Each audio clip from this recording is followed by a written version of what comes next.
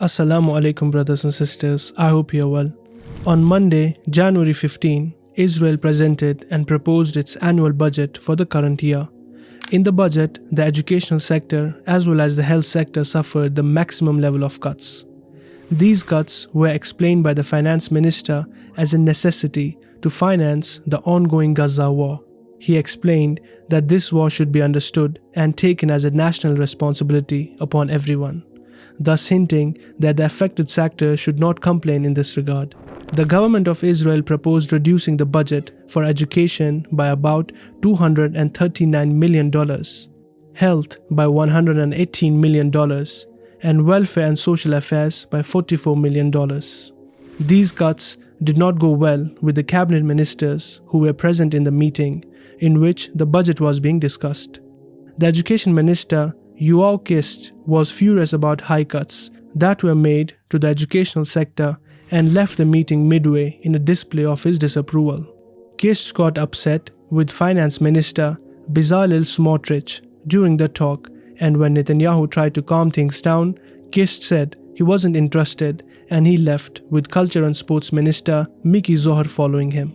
The current ongoing war in Gaza, which State of Israel is adamant on continuing, is actually coming with huge costs, both in monetary terms and in terms of the loss of lives.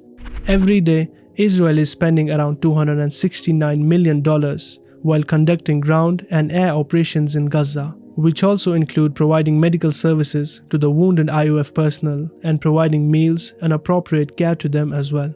Additionally, the daily loss of lives of the IOF personnel and the destruction of their technologically advanced Merkava tanks by the resistance groups are also adding to their existing crisis.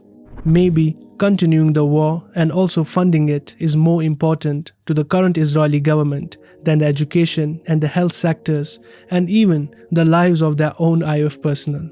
That's why such a proposal was brought forward, which de-emphasized other sectors of importance.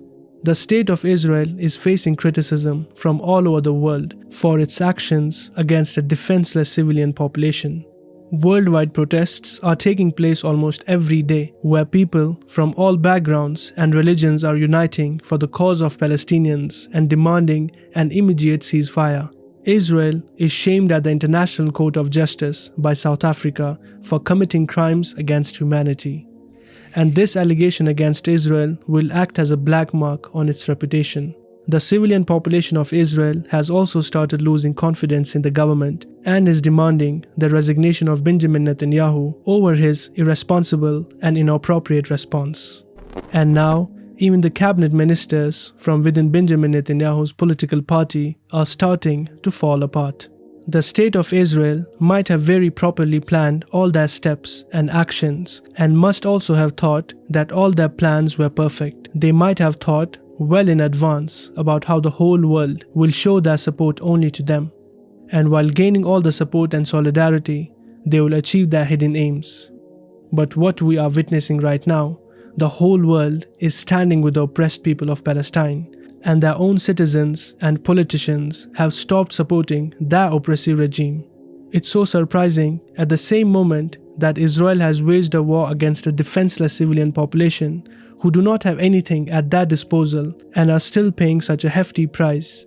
They don't know that these civilian populations may appear defenseless, but in reality, they have Allah subhanahu wa ta'ala in their defense, and hence, no matter how perfect plan is plotted against them, the plan of Allah subhanahu wa ta'ala will still be the best. وَإِذْ يَمْكُرُ بِكَ الَّذِينَ كَفَرُوا لِيُثْبِتُوكَ أَوْ يَقْتُلُوكَ أَوْ يُخْرِجُوكَ وَيَمْكُرُونَ وَيَمْكُرُ اللَّهُ وَاللَّهُ خَيْرُ الْمَاكِرِينَ. May Allah subhanahu wa ta'ala protect the Palestinians from the treacherous plans of the oppressors. Ameen.